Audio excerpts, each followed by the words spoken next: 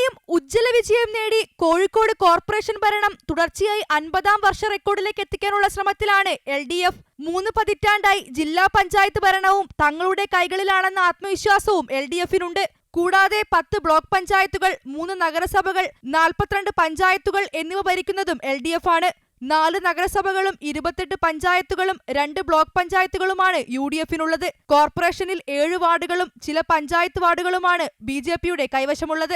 എല്ലാ തവണത്തെയും അപേക്ഷിച്ച് കോഴിക്കോട് ഇത്തവണ തീ പാറുന്ന പോരാട്ടം നടക്കുമെന്നാണ് പൊതുവെയുള്ള വിലയിരുത്തൽ. വികസനവും വാർഡ് വിഭജനവും വോട്ടർ പട്ടികയിലെ ക്രമക്കേടും വെൽഫെയർ പാർട്ടി ബന്ധവും സ്ഥാനാർത്ഥി പ്രഖ്യാപനത്തിലെ പ്രതിസന്ധികളുമെല്ലാം കോഴിക്കോട് ചർച്ചാ വിഷയങ്ങളാണ്. കോർപ്പറേഷൻ ഭരണത്തിൽ ഇത്തവണ UDFും BJPയും വലിയ പ്രതീക്ഷ വെക്കുന്നുണ്ട്. എന്തു തന്നെയായാലും ഇത്തവണ ചരിത്രത്തില്ലാത്ത വിജയം ഈ ജില്ലയിൽ UDF നേടും. വികസനം അന്യമാക്കിയിട്ടുള്ള LDF ഈ നഗരസഭയിൽ അപ്രസക്തമാകും. എന്നാൽ ഇത്തവണയും വമ്പിച്ച ഭൂരിപക്ഷം കിട്ടുമെന്നതിൽ LDFിന് ഒരു സംശയവുമില്ല.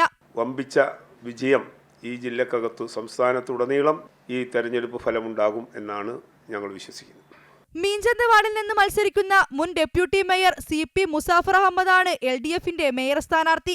UDF ഭരണം കൈക്കലാക്കിയാൽ പാറപ്പടി വാർഡ് സ്ഥാനാർത്ഥിയും KPCC ജനറൽ സെക്രട്ടറിയുമായ അഡ്വക്കേറ്റ് PM നിയാസിനും, BJP ആണെങ്കിൽ കാരപ്പറമ്പ് വാർഡ് സ്ഥാനാർത്ഥിയും മഹിളാ മോർച്ച സംസ്ഥാന അധ്യക്ഷയുമായ നവ്യ ഹരിദാസിനുമാണ് സാധ്യത. അമൃത ന്യൂസ്, കോഴിക്കോട്.